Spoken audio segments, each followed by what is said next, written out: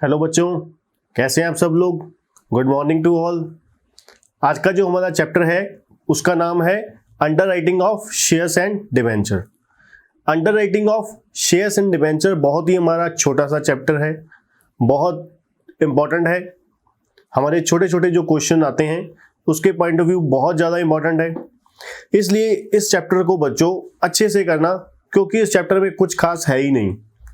ऐसा कुछ खास है ही नहीं जो आपको ना समझ आए, और कुछ ऐसा खास है ही नहीं कि इतना ज़्यादा ट्रिकी हो कि भाई आपको दिमाग लगाने की जरूरत पड़े। यहाँ पर सिंपल प्रोसेस है, आपको फॉलो करते जाने हैं। जैसे जैसे मैं बताता जाऊँगा वैसे ही आपको फॉलो करते जाने हैं। कोई भी चैप्टर हो, वैसे तो ये चैप्टर इजी है, पर मैं फिर भी आपको अगर बताऊँ, नॉर्मली ओवरऑल बात करें हम, कोई भी चैप्टर अगर आप मेरे बताए हुए रास्ते से, मेरे बताए हुए तरीके से एब्सोल्युटली फॉलो करते जाएं, एग्जैक्टली फॉलो करते जाएं, तो मैं आपको अश्योरेंस देता हूं बच्चों, श्योरिटी देता हूं कि आप बहुत ही आसानी से अकाउंट्स को समझ लेंगे, लॉजिकली भी और प्रोसेसफुली भी। क्योंकि अकाउंट्स जो होता है ना, अकाउंट्स में हमारे को एक कॉमन तरीका फॉलो करना होता है।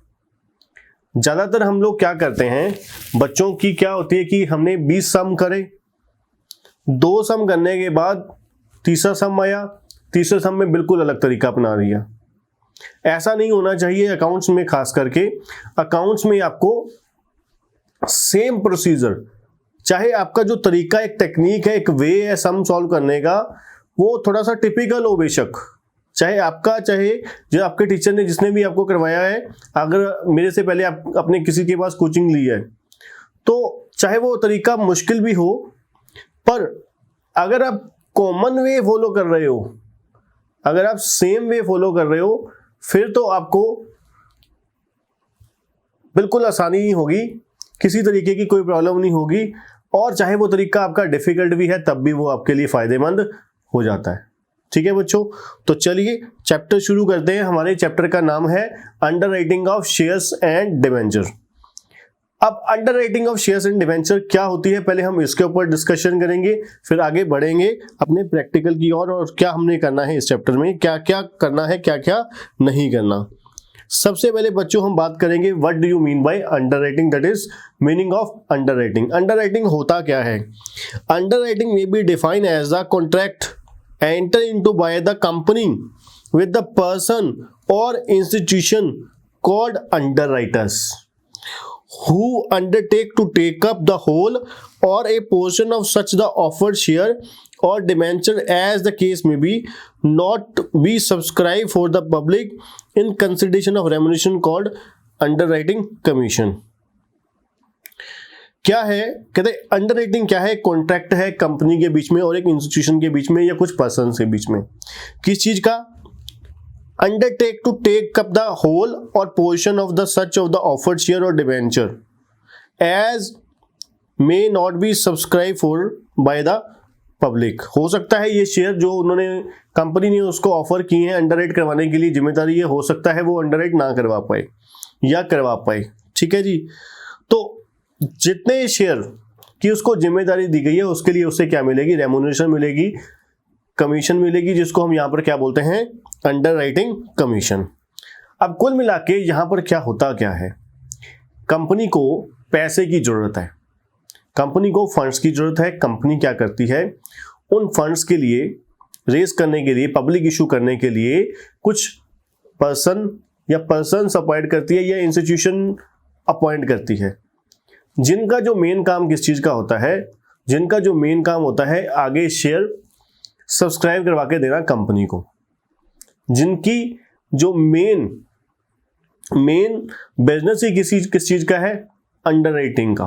फर्म एक होती है, फर्म्स हैं, कुछ इंस्टीट्यूशन है या कुछ पर्सन है जिन्होंने जिम्मेदारी लेते हैं कंपनी के शेयर सब्सक्राइब करवा के देने की।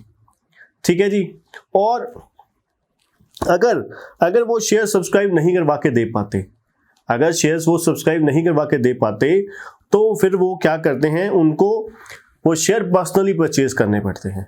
क्योंकि जब मैंने अगर किसी काम की जिम्मेदारी ली है, अगर मैंने किसी काम की जिम्मेदारी ली है बिल्कुल होशो हवास में, तो मैं अगर अपनी रिस्पॉन्सिबिलिटी फुली डिस्चार्ज नहीं कर पाता, अगर मैं अपनी लायबिलिटी फुली डिस्चार्ज नहीं कर पाता, तो वो शेयर क्या है, मुझे पर्सनली परचेज करने पड़ेंगे, उसका जिम्मेदार मैं होऊंगा।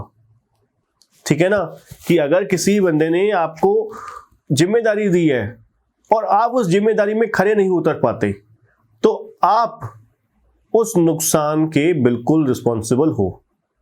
ठीक है जी, जैसे कि आपने हमारी क्लासेस परचेज करी, अब हमारी पूरी जिम्मेदारी बन जाती है हम आपको इस तरीके से पढ़ाएं कि आपका जो रिजल्ट है अच्छे से क्लियर हो जाए, आपके जो मार्क्स हैं बहुत अच्छे तरीके से अचीव हो और आगे आप अपने टारगेट को अचीव कर पाओ।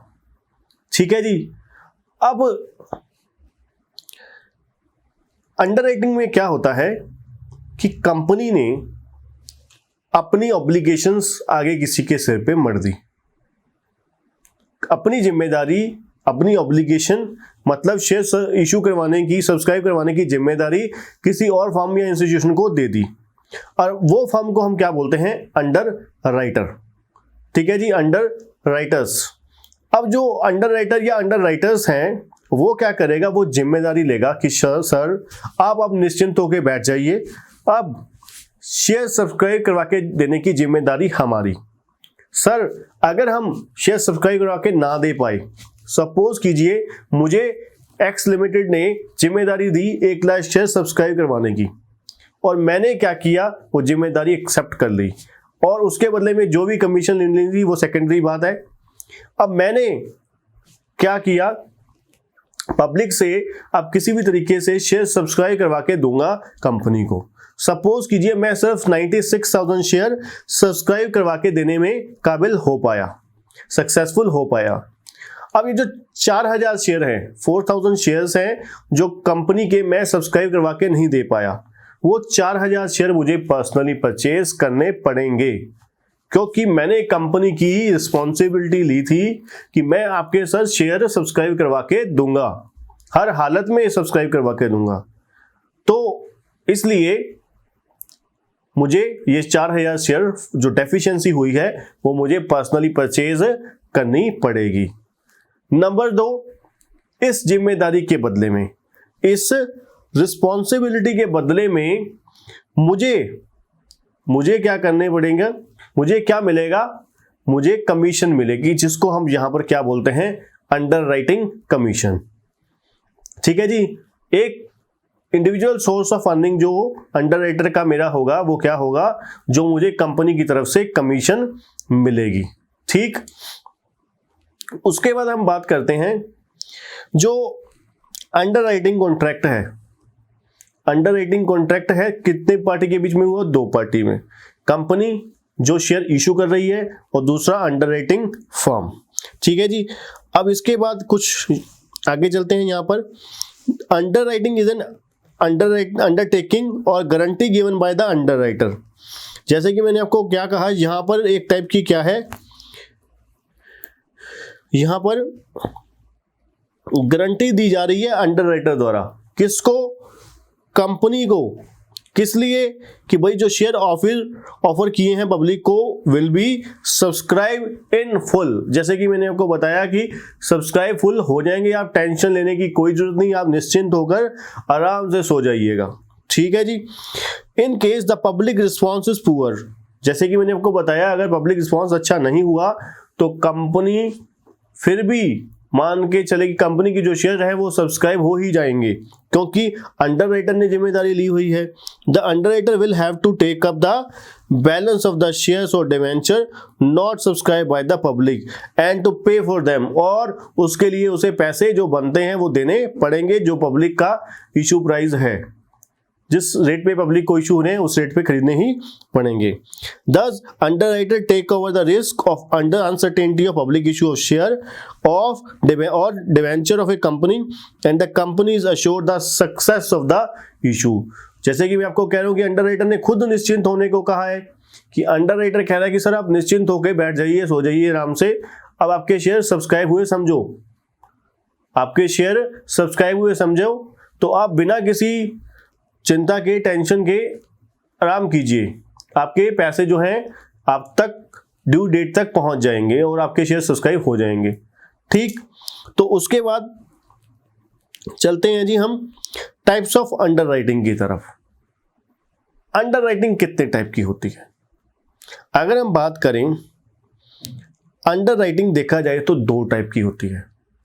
अंडरराइटिंग देखा जाए दो टाइप की होती है जी मेरे बच्चों, जो अंडरराइटिंग है वो दो टाइप की होती है। एक होती है हमारी सिंपल अंडरराइटिंग, एक होती है सिंपल अंडरराइटिंग, एक होती है फर्म अंडरराइटिंग। सिंपल अंडरराइटिंग की पहले हम बात करेंगे, पहले हम सिंपल अंडरराइटिंग की बात करेंगे, साथ साथ में इसके आपको प्रैक्टिकल सम भी करवाता जाऊंगा। उससे पहले मैं आपको ये बता दूं, हमारे को जो क्वेश्चंस आने वाले हैं यहाँ पर या इस चैप्टर में हमारे पास टॉपिक दो हैं। इस चैप्टर में हमारे पास दो टॉपिक हैं।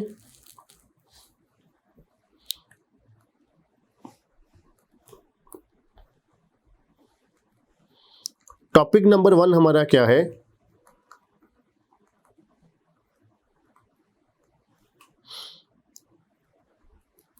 कंप्यूटेशन ऑफ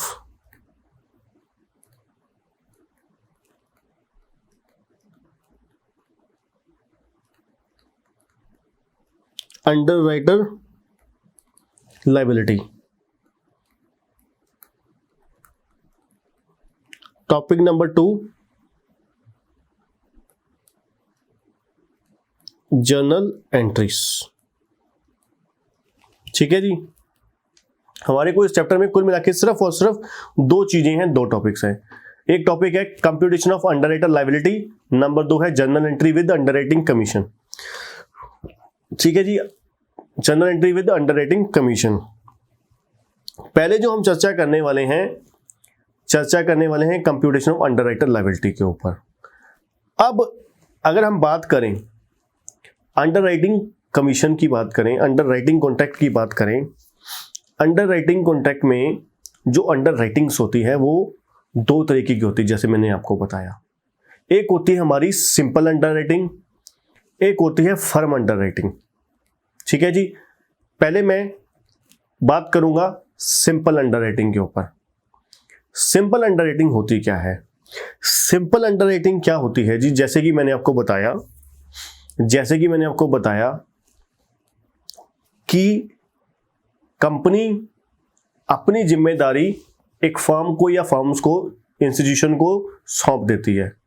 अब वो फर्म या इंस्टीट्यूशन क्या करेगी? पूरे जिम्मेदारी से काम करेगी, मतलब शेयर सब्सक्राइब करवा के देगी पब्लिक से। अगर वो शेयर सब्सक्राइब ना कर पाए, if underwriter failures to subscribe the share, if underwriter failure to subscribe the share from the public, then in that case, in that situation, underwriter will purchase the share unsubscribed. Underwriter will purchase the unsubscribed share personally. मैंने बोला in that situation, in that case. In that situation से मतलब होता है कि अगर underwriter जो है शेयर सब्सक्राइब नहीं करवा पाया, तभी उसको पर्सनली परचेज करने पड़ेंगे। सपोज करो 1 लाख शेयर इशू करे, अंडरराइट करे, 1 लाख उसने सब्सक्राइब करवा दिए, तो क्या उसे अंडरराइटर को शेयर सब्सक्राइब करने की जरूरत है, पर्सनली परचेज करने की जरूरत है? जी नहीं, क्योंकि कंपनी ने जितने शेयर इशू करवाने का बोला था उतने शेयर तो अंडरराइटर ने सब्सक्राइब करवा दिए। तो अब क्या बचा जी? बैलेंस। अब तो हो गया सारा कुछ। तो उस सिचुएशन में अंडरराइटर को पर्सनली परचेज करने की जरूरत नहीं है। तो इसको हम क्या बोलते हैं? सिंपल अंडरराइटिंग, जिसमें क्या है, किसी तरीके की कोई इसके अलावा नॉर्मल जो कंडीशन होती है उसके अलावा कोई और शर्त नहीं है, कोई और प्रोविजन नहीं है। ठीक है जी, तो इसलिए हम इसको क्या बोलते हैं? Simple underwriting. ठीक, अब सिंपल अंडरराइटिंग में आगे दो सिचुएशंस होती हैं।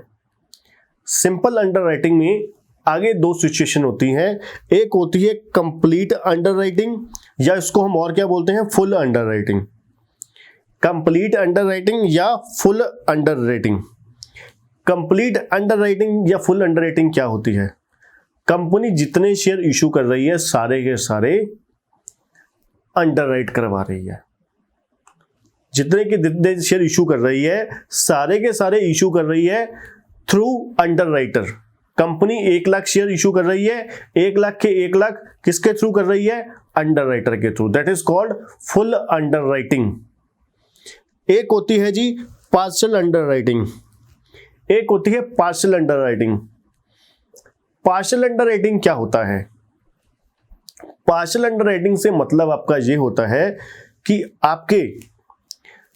आपके जो शेयर इशू हुए हैं उसमें से कुछ शेयर अंडरराइटर के थ्रू पब्लिक इशू किए गए हैं और कुछ कंपनी ने अपने आप सब्सक्राइब करवाने के लिए जिम्मेदारी ली है। कुछ शेयर कंपनी ने खुद ब खुद सब्सक्राइब कराने की जिम्मेदारी ली है और कुछ किसके थ्रू? अंडरराइटर के थ्रू। ठीक है जी, इसको हम क्या बोलते हैं? Partial underwriting. मतलब इसकी एग्जांपल आप ले सकते हो कि कंपनी ने 1 लाख शेयर इशू किए, कंपनी ने 1 लाख शेयर इशू करे और 40,000 शेयर कंपनी ने खुद ब खुद सब्सक्राइब करे अपने मेंबर के थ्रू या फिर अपने कोई डायरेक्टर्स के थ्रू, ठीक है जी, प्रमोटर के थ्रू, और बाकी जो 40,000 60,000 शेयर हैं वो अंडरराइटर के थ्रू पब्लिक से सब्सक्राइब करवाए। ठीक है जी। Partial underwriting means if only a part of the issue of the share और debenture of a company is underwritten it is said to be a partial underwriting.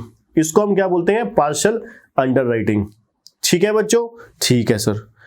अब आगे दोनों में दो सिचुएशन थी हमारी, एक फुल अंडरराइटिंग, एक पार्शियल अंडरराइटिंग। इन दोनों के अंदर आगे दो सिचुएशंस होती हैं। इन दोनों सिचुएशन के आगे दो सब सिचुएशन होती हैं, दोनों में दो सब सिचुएशंस होती हैं। पहले हम बात करेंगे फुल अंडरराइटिंग की। फुल अंडरराइटिंग में क्या होता है? फुल अंडरराइटिंग क्या थी कि जितने शेयर कंपनी शेयर इशू कर रही है सारे के सारे सब्सक्राइब करवा रही है थ्रू अंडरराइटर। राइट, बिल्कुल ठीक है सर। अब इसमें क्या होता है? फुल अंडरराइटिंग में एक होता है full underwriting by one underwriter या through one underwriter. Full underwriting by one underwriter, इससे मतलब क्या होता है? जैसे कि मैंने आपको एग्जांपल ली कि कंपनी 1 लाख शेयर इशू कर रही है, 1 लाख के 1 लाख शेयर किसके थ्रू अंडरराइट करवा रही है और सब्सक्राइब करवा रही है? Through underwriter. Company 1 lakh share issue कर रही है, 1 लाख के 1 लाख शेयर सब्सक्राइब करवा रही है किसके थ्रू? अंडरराइटर के थ्रू। अब इसमें क्या है? पहली सिचुएशन में क्या है? एक ही अंडरराइटर कंपनी ने पकड़ा, उसे सारी की सारी जिम्मेदारी दे दी। कोई बड़ी फर्म पकड़ी जिससे उनको लगता है कि हाँ ये फर्म हमारी जो सब्सक्रिप्शन है वो पूरी करवा देगी बिना किसी हिचक के। ठीक है जी, बिना किसी डाउट के वो उसे जिम्मेदारी दे देते हैं। दूसरा केस होता है full underwriting by more than one underwriter. अब कई बार ज्यादातर ये होता है कंपनी क्या करती है? एक से ज्यादा अंडरराइटर को अपॉइंट करती है शेयर सब्सक्राइब करवाने के लिए, जिसको हम क्या बोलते हैं? Full underwriting by more than one underwriter. When entire issue of the share underwrite through more than one underwriter is called underwriting by full underwriting by more than one underwriter. ठीक है बच्चों, तो ये हमारा फुल अंडरराइटिंग का case हुआ जिसमें हमने क्या बताया आपको? दो सिचुएशन है, दो सब सिचुएशन है फुल अंडरराइटिंग में। पहली हमारी सिचुएशन क्या है? पहली हमारी सिचुएशन है जिसमें हम क्या करते हैं? सारी की सारी जिम्मेदारी किसको दे देते हैं? एक ही अंडरराइटर को। नंबर 2 सिचुएशन क्या थी? जिसमें जो हम सारी जिम्मेदारी किसको दे देते हैं? एक से ज्यादा अंडरराइटर को। ठीक है जी। तो अब चलते हैं हम अपनी पार्शियल अंडरराइटिंग की तरफ। पार्शियल अंडरराइटिंग में क्या होता है सर? बच्चों पार्शियल अंडरराइटिंग में भी आगे दो सब सिचुएशन होती हैं बच्चों। पार्शियल अंडरराइटिंग में भी आगे दो सब सिचुएशन होती है बच्चों। अब दो सर सिचुएशन वो कौन सी होती हैं? यहां पर भी वैसे ही partial underwriting by one underwriter, partial underwriting by one underwriter. Sir इसमें क्या होता है बच्चों? इसमें ये होता है कि यहां पर कंपनी ने 1 लाख शेयर इशू करे, 1 लाख शेयर इशू करे और अंडर राइटर के थ्रू सब्सक्राइब करवाने हैं 60,000, 70,000, 80,000। अब ये जो 60, 70, 80,000 शेयर सब्सक्राइब करवाने की, अंडर राइट करवाने की जिम्मेदारी जो है एक ही फर्म को दे दी गई है, एक ही इंस्टीट्यूशन को दे दी गई है। तो वो केस हमारा क्या हो गया, partial under writing by one under writer. ठीक है बच्चों, बिल्कुल ठीक है सर, हमें बिल्कुल समझ आ गया। तो चलिए फटाफट आगे। उसके बाद बच्चों होता है partial under writing by more than one under writer. Sir ये क्या होता है? तो ये बच्चों हमारा होता है यहाँ पर partial under writing by more than one under writer में कि कंपनी ने 1 लाख शेयर इशू करे, 70,000, 70,000 जो है अंडर राइटर के थ्रू सब्सक्राइब करवा रहे हैं। अब ये जो 70,000 शेयर्स हैं ये 3 अंडर राइटर के थ्रू, 2 अंडर राइटर के थ्रू, 4 के थ्रू सब्सक्राइब करवा रहे हैं। तो ये हमारी सिचुएशन क्या हो जाएगी, ये हमारी सिचुएशन हो जाएगी partial under writing by more than one under writer. ठीक है बच्चों, तो ये हमारी दोनों सिचुएशन हो गई और दोनों में आगे सब सिचुएशंस भी हो गई, जिसमें हमने पढ़ा कि फुल अंडर राइटिंग क्या होती है और पार्शियल अंडर राइटिंग क्या होती है। इसके अलावा फर्म अंडर राइटिंग तीसरी होती है जी। फर्म अंडर राइटिंग में आगे जाके बताऊंगा, पहले मैं आपको इसकी अंडर राइटर की लायबिलिटी कैसे कैलकुलेट करनी है हमने, उसके बारे में बताऊंगा, उसके सम करवाऊंगा। फिर हम ये कंप्लीट होने के बाद, सिंपल अंडर राइटिंग कंप्लीट होने के बाद फिर हम आगे फर्म अंडर राइटिंग पे आएंगे। इसकी पहले थ्योरी पढ़ेंगे, फिर साथ में इसकी प्रैक्टिकल भी पढ़ेंगे। ठीक है जी, तो चले सर, चलो सर। सबसे पहले सिंपल अंडर राइटिंग का परफॉर्मा क्या है, ये बच्चों आपने बिल्कुल भी चेंज नहीं करना, एज इट इज रखना है। जैसे बोलूंगा आपने वैसे ही फॉलो करते जाना है, फटाफट फटाफट फटाफट सम आपके निकलते जाएंगे, बिना किसी टेंशन के, बिना किसी डाउट के। ठीक है जी, ठीक है सर, जैसे आप कहोगे हम आपकी बात फॉलो करते जाएंगे सर।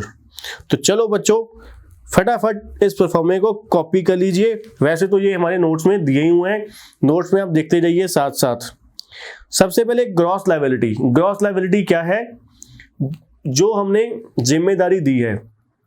सपोज कीजिए 3 अंडर राइटर है XYZ, X को 40,000 की, Y को भी 40 और Z को कितनी है 20,000। तो ये हो जाएगा ग्रॉस लायबिलिटी 40 40 20। ठीक है जी, बिल्कुल ठीक है सर। इसमें से माइनस कर दोगे आप मार्क्ड अप एप्लीकेशन। सर ये मार्क्ड अप एप्लीकेशन क्या होता है बच्चों? मार्क्ड अप एप्लीकेशन का मतलब होता है कि जो शेयर सब्सक्राइब होके कंपनी के पास आए हैं, जिनकी एप्लीकेशन आई है और उन एप्लीकेशन के ऊपर स्टैंप लगी हुई है X की, Y की या Z की, जिसके ऊपर पर्टिकुलरली स्टैंप लगी हुई है X, Y या Z की, उसको हम क्या बोलते हैं? Marked up. मार्क्ड अप मतलब जिसके ऊपर स्टैंप लगी हुई है, साइन लगा हुआ है कि हाँ ये जो शेयर है इस फर्म के थ्रू सब्सक्राइब करवाए गए हैं, इस बंदे की मेहनत से, इस बंदे की जिम्मेदारी से, इस बंदे की सर्कल से, जान पहचान से ये शेयर सब्सक्राइब करवाए गए हैं। ठीक है जी, इस बंदे ने रिस्पॉन्सिबिलिटी डिस्चार्ज करी है अपनी। ग्रॉस लायबिलिटी में से माइनस करोगे आप क्या? Marked up. ठीक है जी, उसके बाद माइनस करोगे आप अनमार्क्ड अप एप्लीकेशन। सर ये अनमार्क्ड अप एप्लीकेशन क्या होती है बच्चों? अनमार्क्ड अप एप्लीकेशन वो एप्लीकेशंस होती हैं जिनमें शेयर जो हैं सब्सक्राइब तो करवाए गए हैं, पर ये नहीं पता सब्सक्राइब करवाए किसने हैं। शेयर सब्सक्राइब करवाए गए हैं पर ये नहीं पता कि शेयर किसने सब्सक्राइब करवा के दिए हैं। X ने करवाए हैं, Y ने करवाए हैं, Z ने करवाए हैं, किसी कंपनी ने खुद करवाए हैं, या किसी बंदे ने प्रोस्पेक्टस खुद खरीद के प्रोस्पेक्टस जमा करवा दिया है। ठीक है जी, ये नहीं पता हमें, तो उस केस में कंपनी झंझट में नहीं पड़ेगी। कोई कुछ भी कहता है कि मैंने करवाया है, वो क्या करेगी? ये जो अनमार्क्ड अप एप्लीकेशन है, ये ग्रॉस लायबिलिटी रेशियो में डिस्ट्रीब्यूट हो जाएगी। ग्रॉस लायबिलिटी रेशियो में डिस्ट्रीब्यूट हो जाएगी अमंग जी ऑल अंडरराइटर्स। ठीक है जी, सभी अंडरराइटर के बीच में ये जो अनमार्क्ड एप्लीकेशन है वो बढ़ जाएगी। ठीक है जी, अब उसके बाद आता है अनमार्क्ड एप्लीकेशन लेस करने के बाद अगर सपोज कीजिए किसी की नेगेटिव वैल्यू आ गई। नेगेटिव वैल्यू का मतलब क्या होता है सर? ये नेगेटिव कैसे आ जाएगी किसी की? बच्चों सपोज कीजिए यहां पर 40,000 शेयर थे, मार्कअप एप्लीकेशन कितने थे? सपोज कीजिए 25,000 थे। ठीक है जी, तो ये बचे 15,000। ठीक है सर, सपोज कीजिए एक्स के हिस्से में अनमार्कअप एप्लीकेशन कितनी आ रही है? 16,000 आ रही हैं। तो यहां पर माइनस हो जाता है 1,000। अब -1,000 से मतलब ये होता है हमने एक्स को जिम्मेदारी तो कितने की दी थी? एक्स को हमने जिम्मेदारी दी थी बच्चों 40,000 शेयर की। एक्स को हमने जिम्मेदारी तो दी थी 40,000 शेयर की, पर एक्स जो है अंडरराइट करवा के दे रहा है, सब्सक्राइब करवा के दे रहा है कितने शेयर? 41,000 शेयर। एक्स जो है 41,000 शेयर सब्सक्राइब करवा के दे रहा है, 41,000। अब ये जो 1,000 एक्स्ट्रा शेयर या डिबेंचर अंडरराइट हुए हैं, सब्सक्राइब करवा के दिए हैं, किसने? एक्स ने। तो क्या इसका फायदा एक्स को मिलेगा? जी नहीं, बिल्कुल नहीं मिलेगा। एक्स का फायदा, एक्स को किसी तरीके का कोई फायदा नहीं मिलेगा। एक्स को जिम्मेदारी कितने शेयर की दी गई थी? 40,000 शेयर की। एक्स को 40,000 शेयर की जिम्मेदारी दी गई थी, उसने 41,000 शेयर सब्सक्राइब करवा दिए। जो 1,000 शेयर है उसके लिए ना उसे कमीशन मिलनी है, ना उसके अलावा कोई और बेनिफिट मिलने वाला है। तो सर फिर इसके खाते में रखने का फायदा क्या? तो इस चीज का फायदा दूसरों को मिल जाना चाहिए। एक्स ने जो ओवर सब्सक्राइब करवा के दिए हैं, अपनी लायबिलिटी से, अपनी जो जिम्मेदारी से ज्यादा काम किया है, उसका जो अमाउंट है, उसकी जो शेयर्स, वो जो शेयर है वो दूसरे के, उसका बेनिफिट जो है दूसरे अंडरराइटर के अकाउंट में ट्रांसफर हो जाएंगे। ठीक है जी, मतलब ये जो 1,000 है वाई और जेड में ट्रांसफर हो जाएंगे in their gross liability ratio, मतलब ये वाली रेशो में।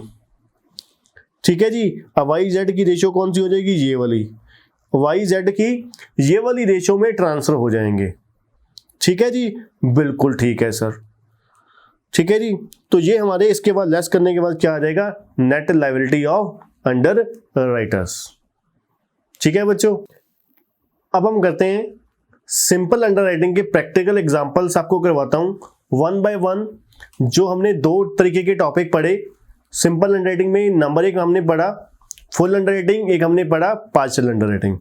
अब इसको मैं example wise case one by one आपको क्लियर करता हूं, और जितनी भी सिचुएशंस हैं वो सारी की सारी आपको क्लियर करवाता हूं।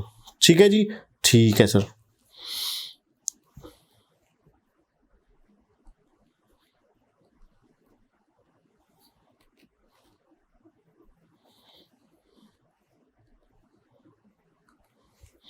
नंबर 1, केस नंबर क्या है? Partial underwriting.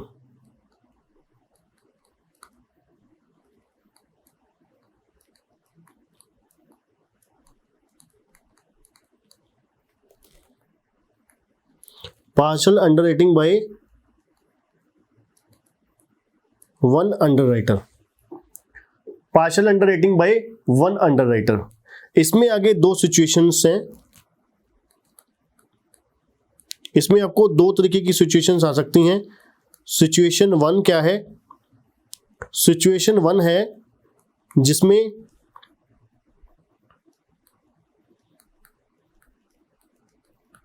Marked up application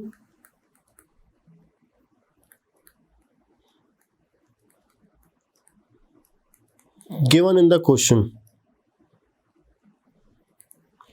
ठीक है जी, जो मार्क्ड अप एप्लीकेशंस हैं क्वेश्चन में गिवन होगी। वो कैसे? एग्जाम्पल नंबर 1 लीजिए आप।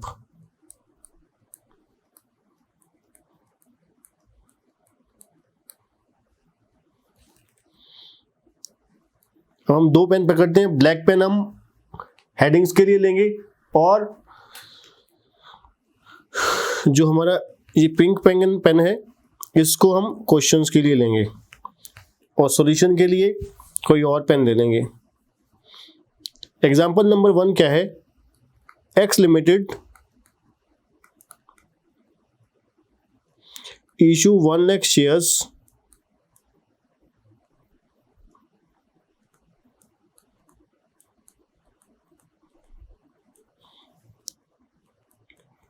थ्रू अंडरराइटिंग फर्म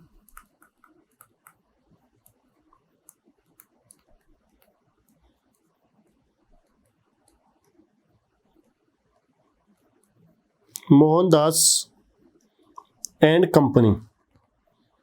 ठीक है जी, ऑफ 75,000 शेयर्स। ठीक है जी, एक्स लिमिटेड इशू कर रही है 1 lakh share through underwriting firm Mohandas and company of 75,000 share. उसके बाद क्या है,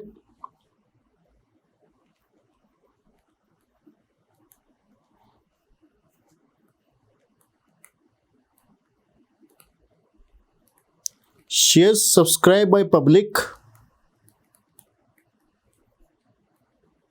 95,000। शेयर्स सब्सक्राइब बाय पब्लिक कितने हैं जी, 95,000। Out of these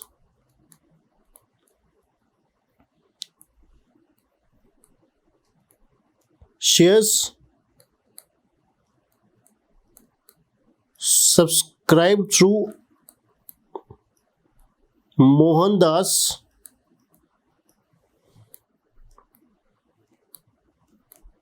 and company were 72,000 shares। ठीक है जी, compute the net liability of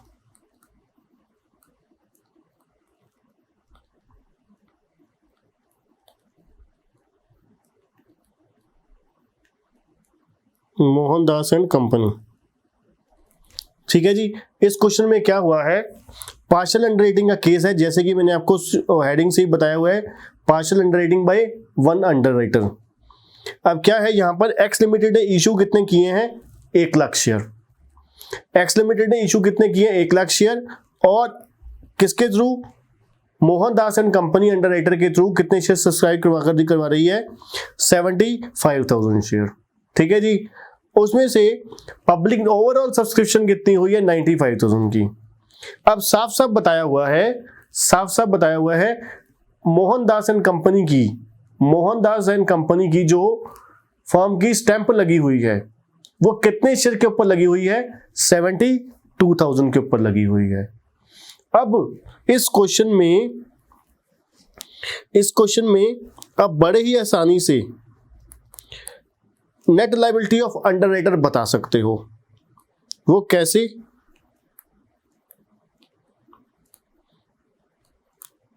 computation of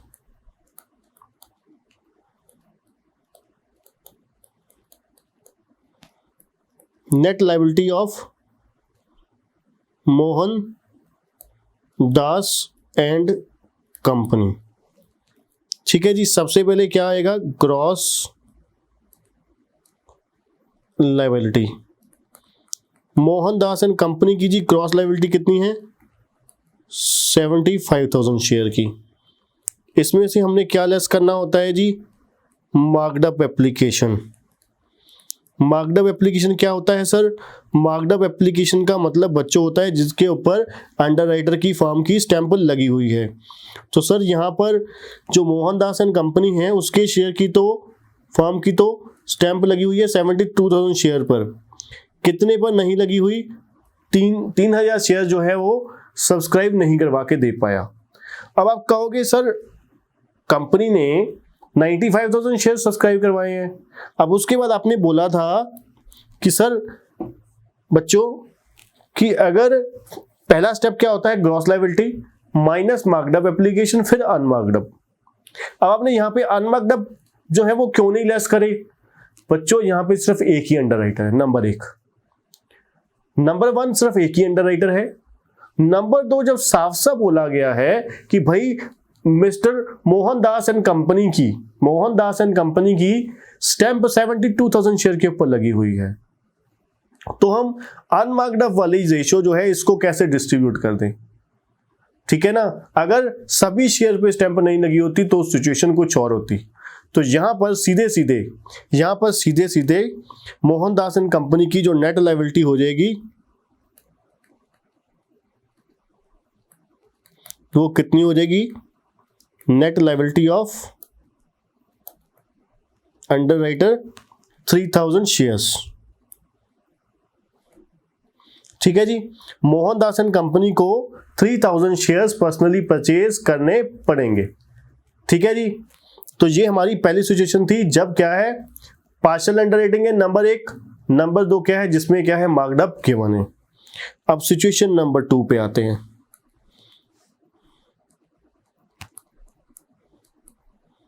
ये केस कौन सा चल रहा है, पार्शियल अंडर राइटिंग का ही चल रहा है। सिचुएशन 2 क्या कहती है, when marked up applications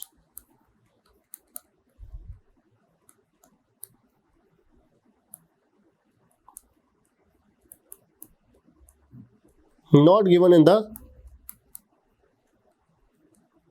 question. अब हमारे को मार्क्ड अप एप्लीकेशन नहीं दी गई, मार्क्ड अप एप्लीकेशन जब नहीं दी गई तो कैसे होगा। अब सिचुएशन पहले आपको एग्जांपल लिखवाते हैं। एग्जांपल नंबर 2, फिर वही कंपनी ले लेते हैं X limited, issue 1 lakh shares, out of these 80,000 shares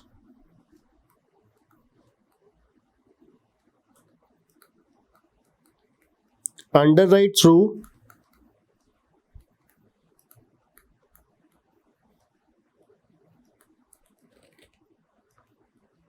mister Jagdeep, ठीक है जी।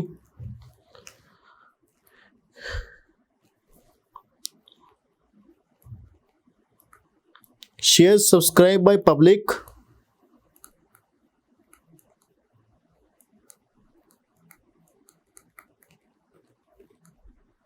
for 98,000 shares. Shares subscribed by public for 90,000 shares. ठीक है जी। Find the net liability of Mr. Jagdeep.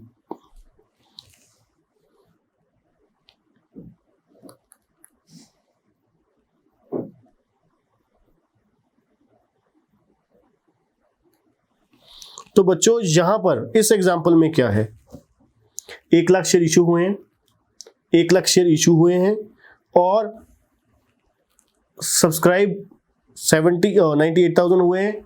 Under right कितने थे, अंडर राइट थे हमारे 80,000, मतलब 80% जो था हमारा अंडर राइट हो रहा था। 20% कंपनी खुद ब खुद सब्सक्राइब करवा रही थी, ठीक है जी। अब इस केस में ये नहीं बताया हुआ जो 98,000 शेयर सब्सक्राइब हुए हैं, 98,000 शेयर सब्सक्राइब हुए हैं वो किसके थ्रू हुए हैं। कंपनी कहेगी कि जो मैंने 20,000 शेयर की जिम्मेदारी ली थी वो सारे के सारे मैंने सब्सक्राइब करवा दिए हैं। कंपनी कहेगी 20,000 शेयर सारे के सारे सब्सक्राइब करवा दिए हैं। अब जो 2,000 शेयर सब्सक्राइब नहीं हो पाए हैं, 2,000 अनसब्सक्राइब शेयर हैं, वो अंडर राइटर मतलब मिस्टर जगदीप खुद पर्सनली परचेज करेगा। अब दूसरी तरफ मिस्टर जगदीप बोलेंगे कि मैंने कितने शेयर की जिम्मेदारी ली? 80,000 शेयर की जिम्मेदारी ली। मैंने 80,000 शेयर की जिम्मेदारी ली। अब मैंने अपने 80 के 80,000 शेयर सब्सक्राइब करवा दिए हैं। अब ये जो 18,000 शेयर हैं वो कंपनी ने करवाए हैं, बाकी जो अनसब्सक्राइब है वो कंपनी जाने, मुझे कुछ नहीं पता। जो 18,000 शेयर है वो कंपनी ने सब्सक्राइब करवा पाए, जो अनसब्सक्राइब हैं वो कंपनी की जिम्मेदारी थी, कंपनी नहीं करवा पाई। अब इसमें मेरा कोई फॉल्ट नहीं है, ठीक है जी। तो इन दोनों के बीच में किसी तरीके का कोई सोल्यूशन नहीं निकलेगा। क्यों नहीं निकलेगा? क्योंकि जब क्लियर कट कुछ बताया ही नहीं हुआ भाई कितने शेयर कौन से किसने खरीदे हैं, जब पता ही नहीं है कितने शेयर किसने खरीदे हैं, किसके थ्रू खरीदे हैं, किसने अंडरराइट करवाए हैं, किसने सब्सक्राइब करवाए हैं, तो आप कैसे पता लगा सकते हो कि कौन है भाई, नेट लायबिलिटी होगी किसकी? तो फिर एक फाइनल सॉल्यूशन क्या निकलेगा? सबसे पहले एक छोटा सा वर्किंग नोट बनाओगे आप। वर्किंग नोट नंबर 1 बनाओगे जिसका नाम क्या होगा? अनसब्सक्राइब्ड share.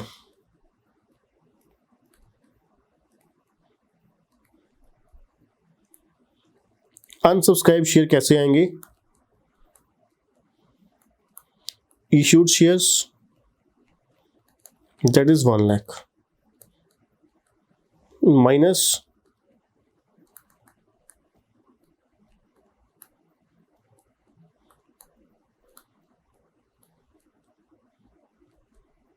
Subscribe shares 98,000।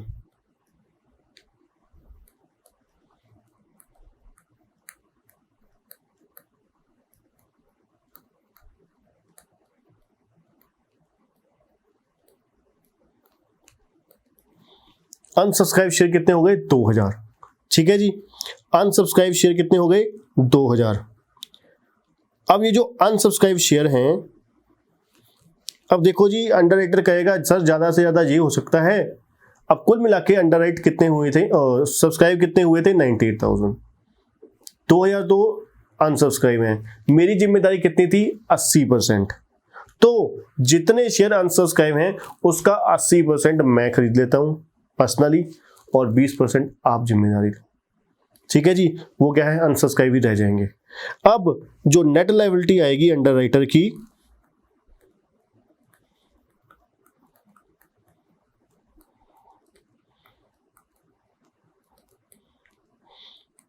Net liability underwriter की आ जाएगी, वो कितनी आ जाएगी? 2,000 multiply by 80%, that is 1,600 shares. इसका मतलब है जो मिस्टर जगदीप हैं उनको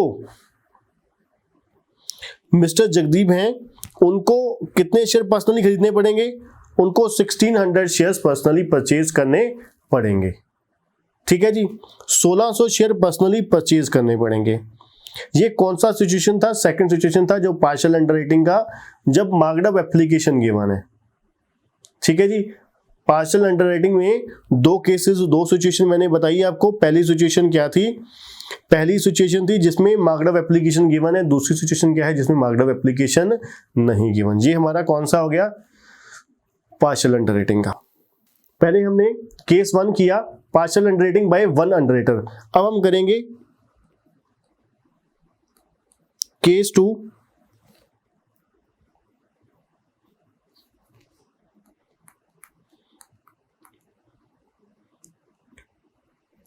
partial underwriting by more than 1 underwriters.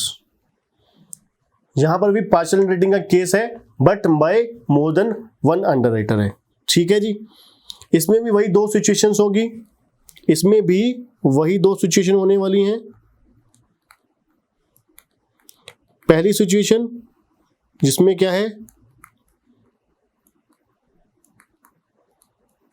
Marked up application given,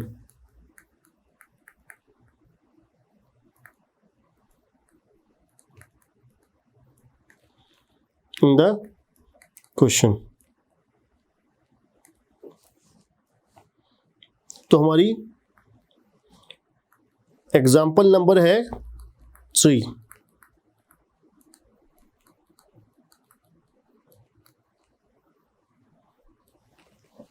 ठीक है जी, एग्जाम्पल नंबर है हमारी 3। एग्जाम्पल नंबर 3 क्या कहती है? X limited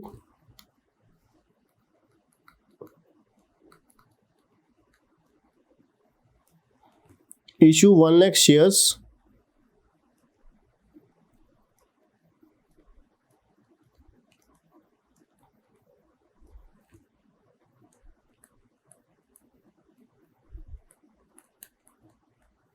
through underwriters A, B and C with 40,000, 30,000 and 20,000 shares। ठीक है जी, shares marked up A B C. A के कितने हैं जी? 36,000 और बी के कितने हैं जी? 32,000 और इसके कितने हैं जी? 18,000। ठीक है जी, तो अब क्या होगा? अब हम नेट लायबिलिटी निकालेंगे। यहाँ पे क्वेश्चन क्या होगा हमारा? Find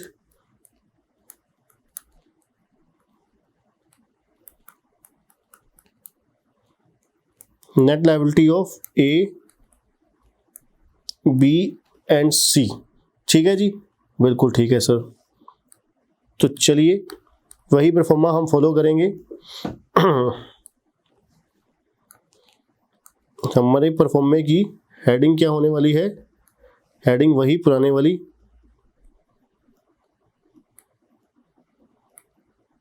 computation of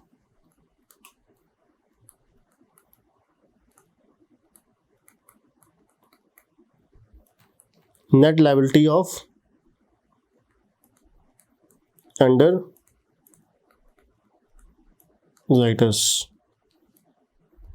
x Y Z,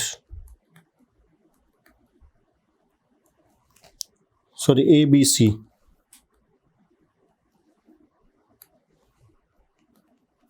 A B and C. तो ये हमारा सबसे पहले क्या आ गया? Gross liability. ग्रॉस लायबिलिटी कितनी है जी? 40,000,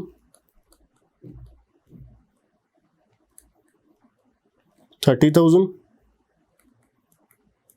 20,000 माइनस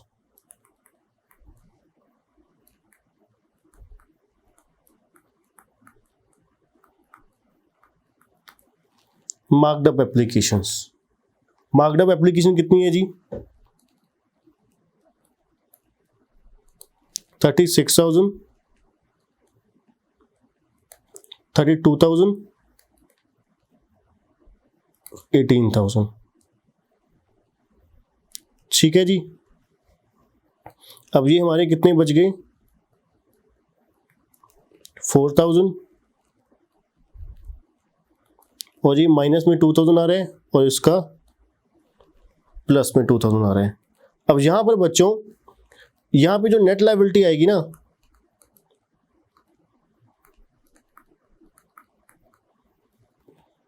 यहां पे 4,000, यहां पे नील, यहां पे 2,000। ऐसा क्यों हुआ? हमने जो नेगेटिव बैलेंस था, ये जो नेगेटिव बैलेंस था 2,000 ए और सी में क्यों नहीं बांटा? सर ये जो नेगेटिव बैलेंस आया था बी का, ये हमने ए और सी को ग्रॉस लायबिलिटी रेशियो में ए और सी की 4:2 मतलब 2:1 की रेशियो में क्यों नहीं बांटा? बच्चों वो जो था हमारा फुल अंडर रेटिंग का केस था। फुल अंडर रेटिंग का केस था जब क्या है, एक से ज्यादा अंडर राइटर है और यहां पर एक अंडरराइटर की ओवर सब्सक्रिप्शन का फायदा किसको मिलेगा? किसी और को मिलेगा।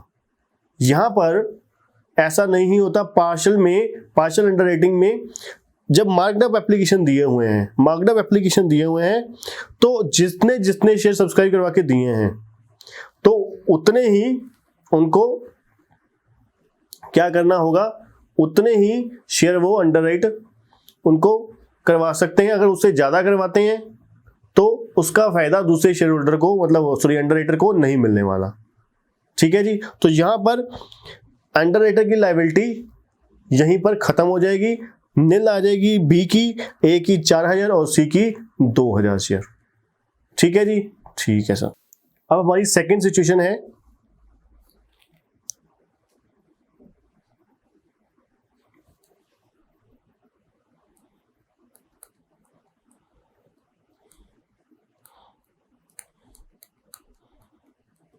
ये कौन सा केस ही है? ये वही हमारा सेकंड केस ही चल रहा है, partial underwriting by more than one underwriter. Partial underwriting by more than one underwriter. और इसमें क्या है, when marked up application not given.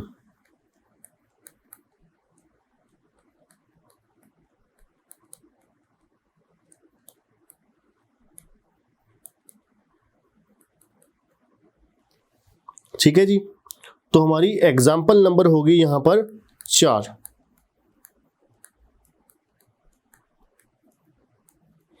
Example number 4 क्या कहती है? एग्जाम्पल नंबर 4 कहती है x limited issue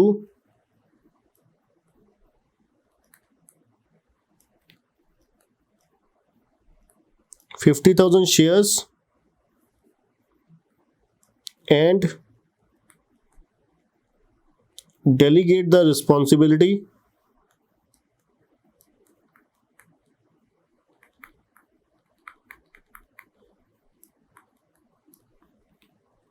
to PQR in 50%,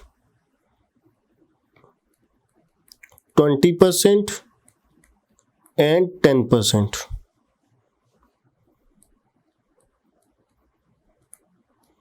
Shares subscribed by public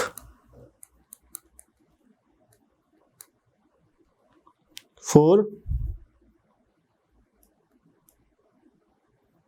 46,000. Find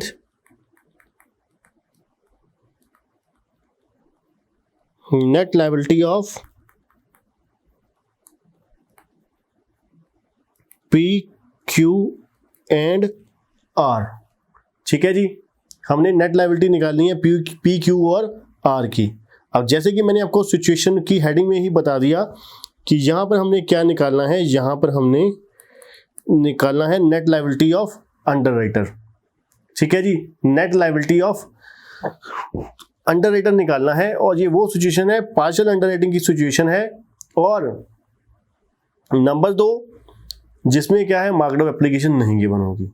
तो जैसे कि अब यहां पर मार्क्ड अप एप्लीकेशन नहीं गिवन, तो एज यूजुअल जैसे हमने partial underwriting by one underwriter में किया था जिसमें मार्क्ड अप नहीं गिवन था, उसमें हमने क्या किया था, एक वर्किंग नोट बनाया था,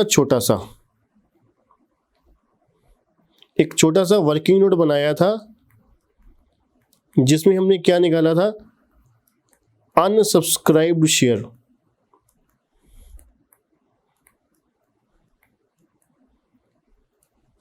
अनसब्सक्राइब्ड शेयर कैसे आएंगे? शेयर्स इशूड 50,000 माइनस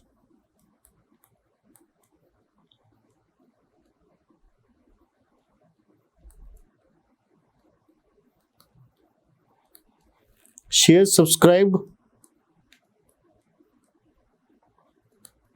46,000 और अनसब्सक्राइब कितने हो गए जी, 4,000।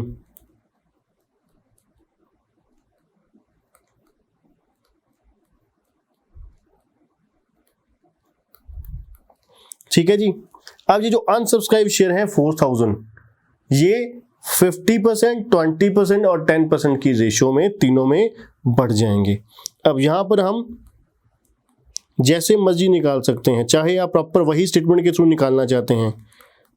Net liability of mister P Q and R,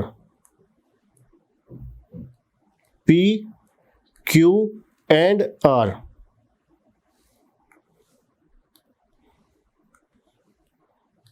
ये हमारे पी हो गए, ये क्यू और ये आर। यहां पर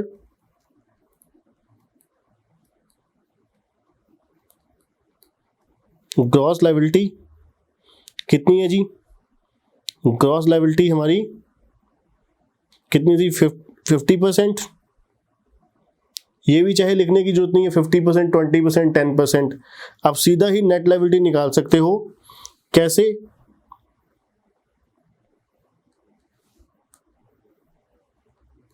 जो आपके यहां पर सीधा ही लिख दीजिए नेट लायबिलिटी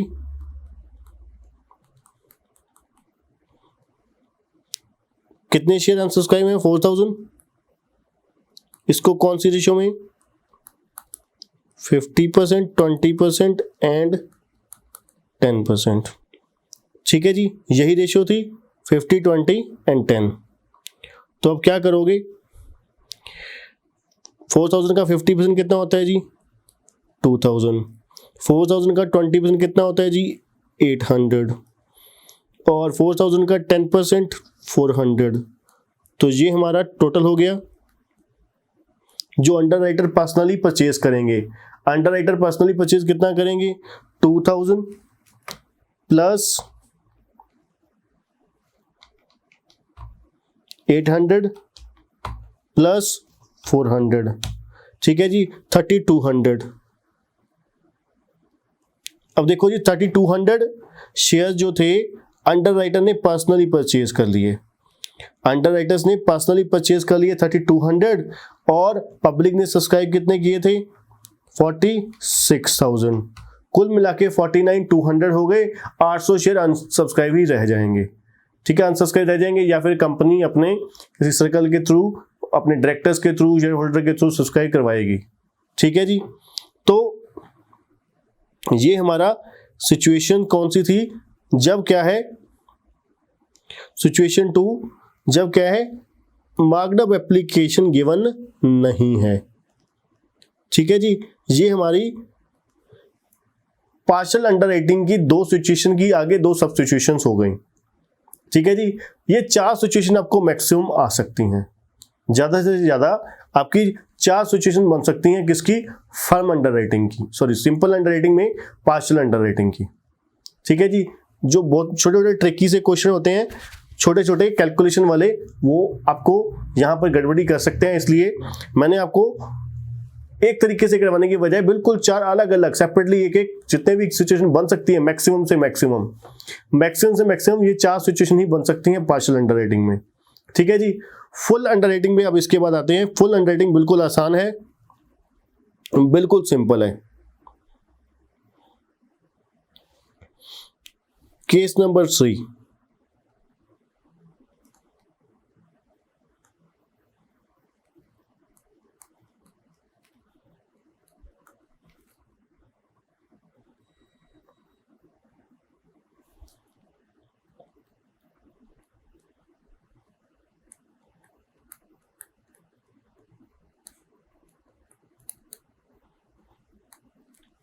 फुल अंडरराइटिंग।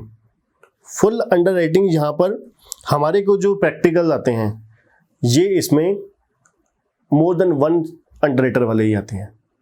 ज़्यादातर जो प्रैक्टिकली हमें सम आते हैं वो मोर देन 1 अंडरराइटर वाले ही आते हैं। 1 अंडरराइटर वाला तो बिल्कुल आसान है, जैसे कि आपने पार्शियल अंडरराइटिंग में 1 अंडरराइटर वाला किया। वहाँ पे क्या था?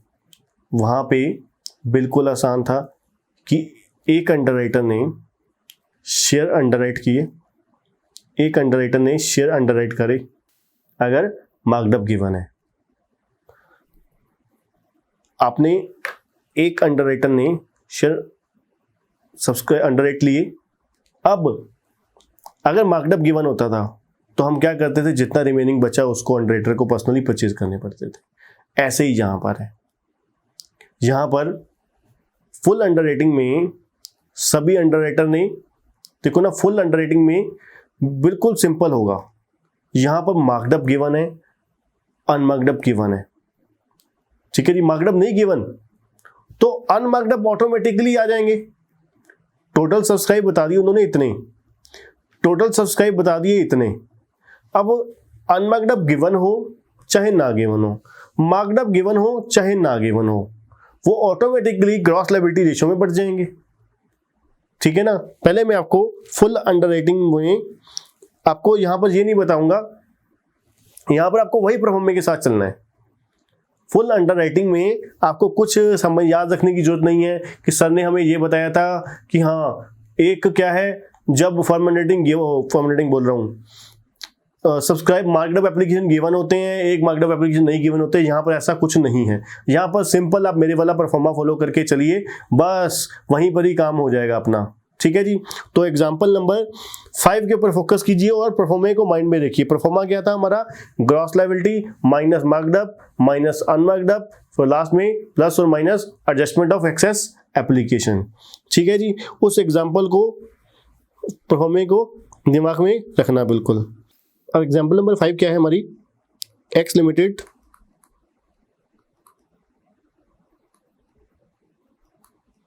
Issue 2 lakh shares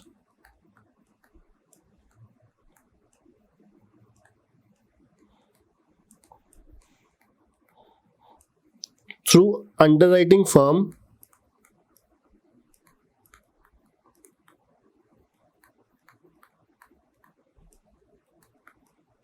XYZ 1,60,000 40,000।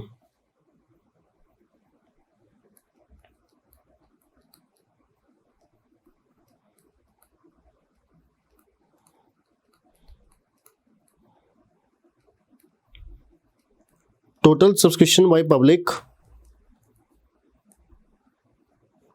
1,90,000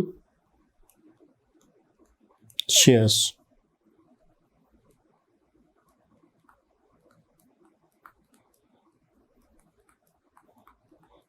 markup application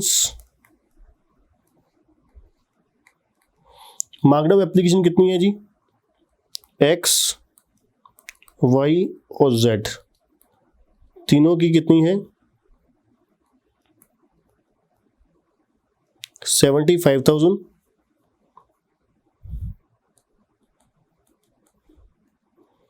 25,000 और 50,000, ठीक है जी। फाइंड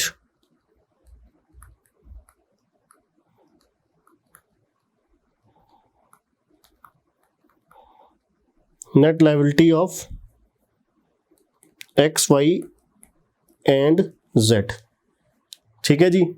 एक्स लिमिटेड ने इशू किए हैं 2 लाख शेयर। अब 2 लाख में से अंडरराइट करवा रहे हैं वो 1 लाख X के थ्रू और 60,000 Y के थ्रू और 40,000 Z के थ्रू। टोटल सब्सक्रिप्शन कितनी हुई है, 1,90,000 शेयर, और मार्कअप कितनी है, 75,000 50,000 और 25,000। अब हमें नेट लायबिलिटी बतानी है अंडरराइटर की, ठीक है सर। तो सॉल्यूशन हमारा pro forma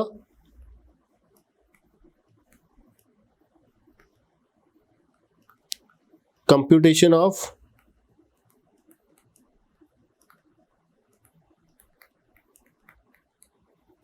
net liability of X Y and Z।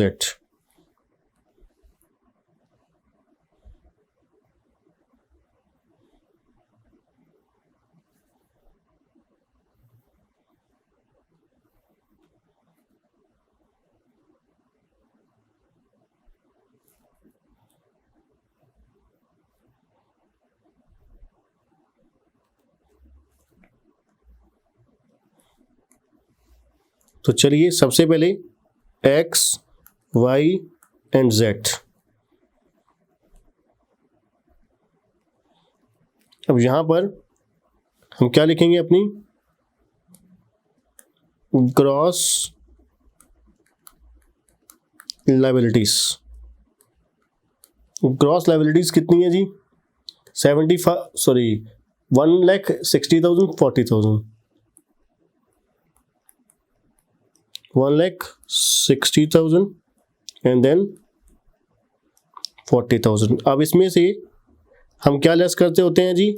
Marked up application. बिल्कुल सही sir.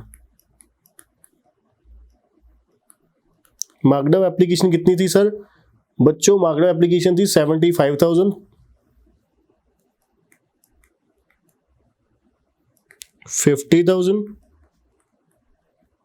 And 25,000।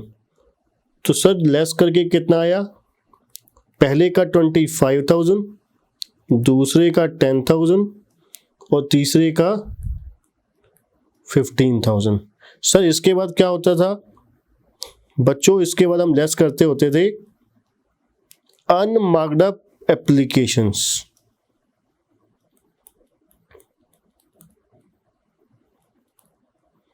Unmarked up application हमें बच्चों कैसे पता लगेगा? अनमार्क्ड एप्लीकेशन पता लगेगा टोटल सब्सक्राइब कितने हुए हैं। टोटल सब्सक्राइब कितने हुए? 1,90,000। 1,90,000 minus subscribed, sorry marked up कितने हैं? मार्क्ड अप है 75,000 प्लस 50,000 प्लस 25,000 दैट इज 1,50,000। तो अनमार्क्ड अप कितने हो गए? 40,000 शेयर। अब ये जो 40,000 शेयर हैं कौन सी रेशियो में बढ़ जाएंगे? ये बढ़ जाएंगे 5:3:2। ये कैसे बनी सर? 1 लाख, हाँ मतलब 100, 60 और 40, 10, 6, 4। 10, 6, 4 कितना हो गया? 5:3:2। 5:3:2 की रेशियो में हम 40,000 बांट देंगे। तो ये हो गया हमारा 40,000 multiply by 5 divide by 10 that is 20,000। तो ये हमारी अनमार्क्ड अप एप्लीकेशन एक्स में से लेस हो गई 20,000 और अगले में कितना हो गया? 40,000 multiply by 3 divide by 10 that is 12,000। ठीक है जी? ठीक है सर बिल्कुल। उसके बाद क्या है जी? 40,000 multiply by 2 divide by 10 that is 8,000।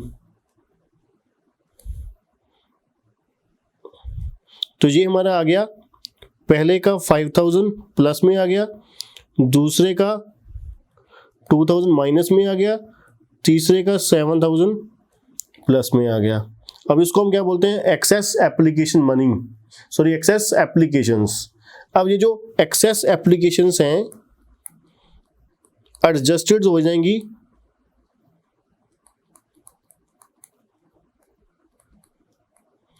Adjusted कह सकते हो या फिर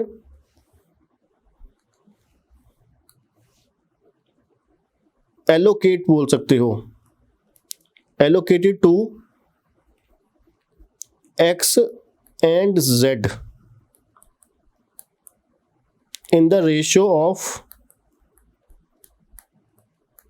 5:2, क्योंकि यहां पर 2,000 क्या हो जाएगा? प्लस, और ये इसकी नेट लायबिलिटी आ जाएगी नील।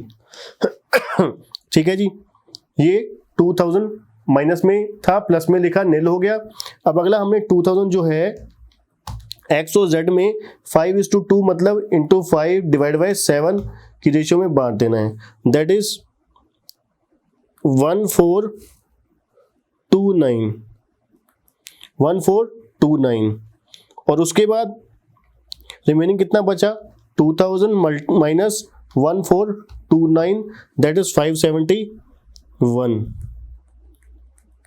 तो ये आ गया हमारी net liability 5,000 minus 1429 that is 3571 और दूसरा कितना आ गया? 7,000 माइनस 571 दैट इज 6429 6429 आ गया।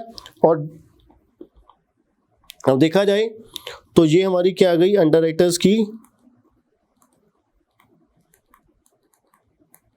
Net liability.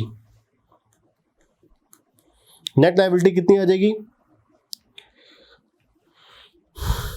3571 plus 6429 that is 10,000। अब 10,000 अंडरराइटर खरीदेंगे एक्स वाई और जेड, ठीक है जी, एक्स वाई जेड खरीदेंगे 10,000।